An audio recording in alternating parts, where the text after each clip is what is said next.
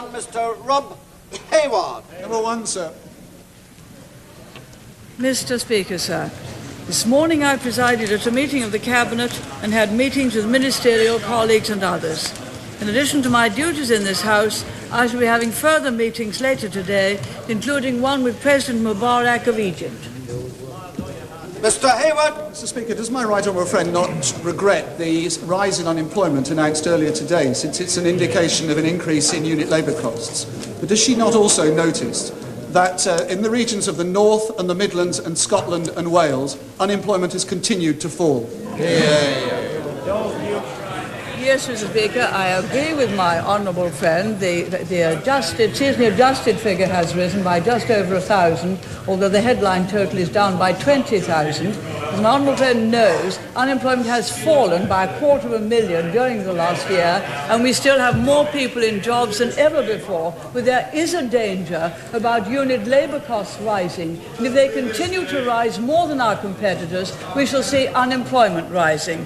I noticed that in this country last year, unit labour costs have risen by 5%, Mr. Speaker. In the Federal Republic of Germany and Japan, they had stayed absolutely static. In the United States, they had risen only 2%, and in France, they had actually fallen by 2%. That's the measure of the task we have to face. Mr. Neil Kinnock. Mr. Speaker, may I take this opportunity of telling the Prime Minister that the whole House is united in its condemnation of the terrorist bombings this week, and that the whole House will want to offer condolences to the family of Sergeant Chapman, who was murdered yesterday, and to all who have been injured. May I also say, Mr. Speaker, once again, that no government formed from either side of this House will ever concede to violence. Mr. Speaker, I agree very much with the right honourable gentleman that the vicious and sick minds that plan and execute these attacks bring shame and discredit on themselves and their cause, and on all who associate with and support them. The fact is that they all have a full democratic vote, which they can exercise in just the same way as anyone else. Because they don't like the result, they try to bomb and maim people out of it. We cannot tolerate that. We must do all in our power, and will do all in our power, to fight these terrible, brutal attacks and to restore order once again and full democracy to Northern Ireland, and of course here, where they're now trying to pursue their deadly attacks. Roger Moat. I refer my honourable friend to the reply that I gave some moments ago. Mr. Moat. Would my right honourable friend agree that we would be wise to listen carefully to the words of the Leader of the Opposition when he talks about credit controls? After all, did not the last Labour government use credit controls, have extensive experience of using credit controls and exchange controls and devaluation and high interest rates, and still managed to achieve inflation of nearly 27%. Surely we can look into the crystal ball. We don't look at when we can look at the book. Mr. Speaker, I agree with my honourable friend that credit controls in a modern economy will not work with the amount of freedom that we have now.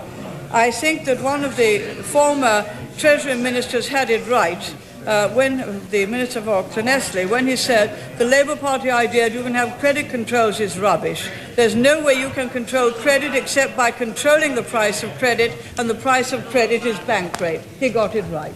Mr. Chris Mullin. I refer the honourable member to the reply which I gave some moments ago. Mr. Mullin. Has the Prime Minister read the speech by the Trade Secretary in Tokyo on Monday, in which he boasted that Britain had some of the cheapest unit labour costs in Western Europe? And will she agree that whatever the cause for today's rise in unemployment, it cannot have anything to do with wages, therefore? Mr. Speaker, I gave the honourable gentleman the latest figures from the last year.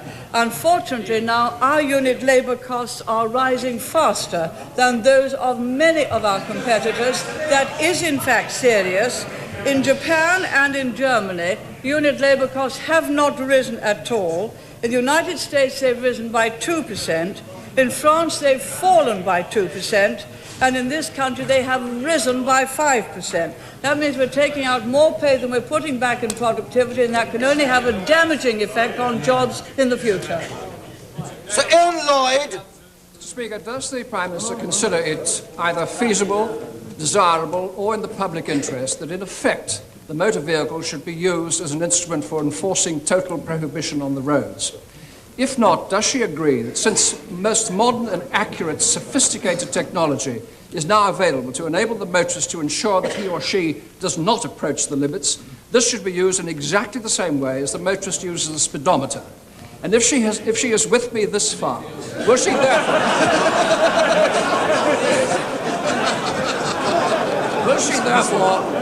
encourage the Home Office to abandon its ancient policy of proceeding in front of all new technology with a red flag at 4 miles an hour?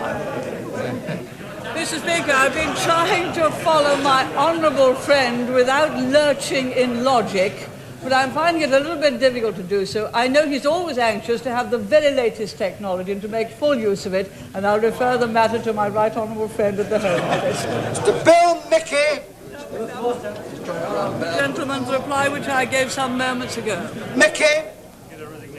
Mr. Speaker, is the Prime Minister aware that there are school governors operating the pilot scheme for LMS resigning, and in some cases not setting budgets, like Misbrit Bank School in my own constituency, because they cannot use the budget, which means sacking experienced teachers?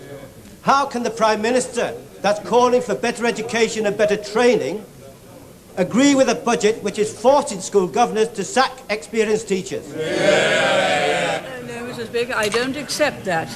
I think many schools, possibly most, welcome the opportunity to control their own budget. They're all highly educated people, very well able and willing to take the responsibility that comes with freedom, and much prefer to have the say over their own school budgets. The complaint used to be that head teachers only had control over about £3,000 a year. Now they and the governors have control over the school budget, and I'm sure they'll use it better than it's ever been used before. Mr. John Butcher. As a staunch believer in the Act of Union, would my right honourable friend agree that it would be in the interests of a fair-minded and even-handed approach between the peoples of England and Scotland if there were to be an increase in the number of English constituencies, so that English MPs may enjoy serving constituencies the same size as those in Scotland?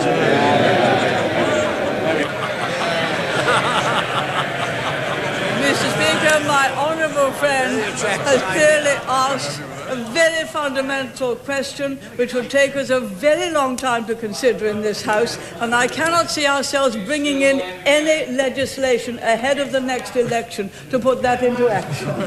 Mr. Alex Carlyle. 5, sir.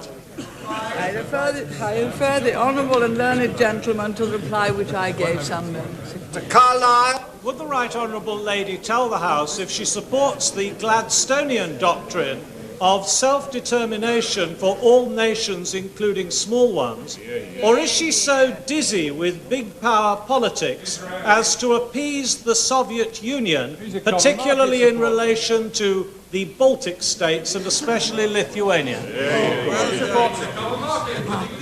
Mr. Speaker, one supports the doctrine of self-determination as set out in the United Nations, which I think is quite clear. That is to fully separate nations. With regard to Lithuania, it is quite clear, as I've said from this dispatch box before, we support Lithuania's right to independence. We never accepted that she had been annexed legally into the Soviet Union. So we support her right to independence. As I understand it, President Gorbachev also says these states have a right to be independent. The difference between them is to how it's to be brought about. It seems a pity to get stuck on something like that when they can both, I believe, get down to practical discussions as to how to bring that independence fully into practical being. And I hope that if the Prime Minister of Lithuania goes to Moscow with some proposals, we shall all support that coming about by discussion.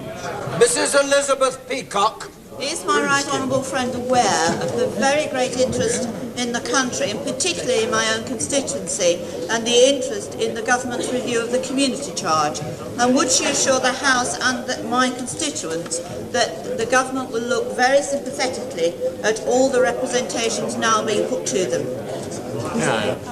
Mr. Speaker, the government is doing just precisely that. There are several very varying representations, some of which I think will have to be tackled in a longer time scale than coming up to the next particular community charge, but some of which can be dealt with before then. And we shall come before the House when we're ready with a statement.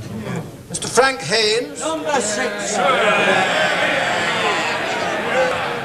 I defer the honourable gentleman to the reply which I gave some moments ago. Go on, give her a kiss. Mr. Speaker, sir, is the Prime Minister aware in the last few weeks she hasn't had a very good time at Prime Minister's question time?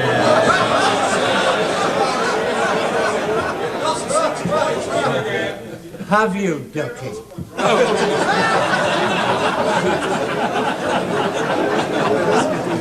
But is the Prime Minister further aware that the teaching profession is falling lower and lower and lower because of this government's policies?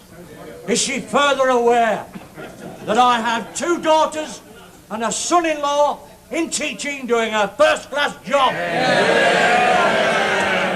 It's time she got out of the Secretary of State for Education and Science by the scruff of the neck and dragged him out of those negotiations that should be taking place between the authorities and the trade unions to negotiate the proper earnings as far as teachers are concerned, and then we'll get a better education for our children.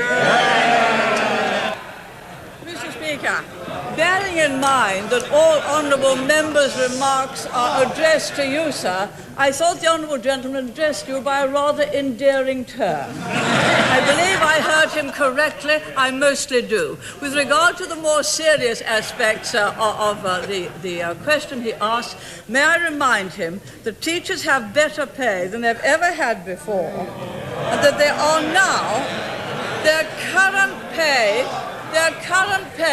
when it's fully implemented in January, will be 12% above Houghton, which was the greatest salary that the Labour Party ever aimed to attain, and which will be 12% above it. And also, as the honourable gentleman knows, we have put forward new proposals for determining teachers' pay. But in the meantime, may I point out that most teachers now with 7 years' experience will be at the top of the scale and have at least a B incentive allowance. Their salary will be £19,000. The deputy head in a typical secondary school will be earning £26,000. And I must answer the honourable gentleman thoroughly, especially as so many members of his family are involved in teaching, and I'm sure they're very ambitious. So may I point out that the head of a typical secondary school will be earning nearly £34,000. Ian Gall. More than you.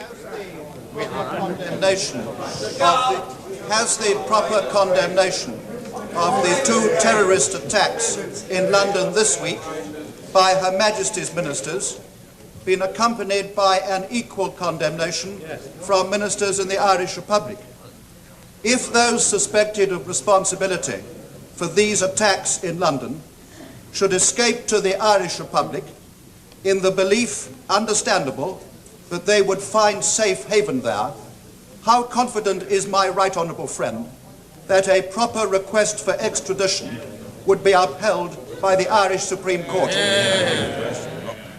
Mr. Speaker, I wish I could answer my honourable friend that I would be confident that an extradition order would be upheld. I cannot do so, as he knows, and it is vital, if justice is to be meted out, that we must be able to extradite people so they have no safe haven in the Irish Republic. It is also vital from the viewpoint of our police and all citizens in this country and Northern Ireland that we fully support the Prevention of Terrorism Act.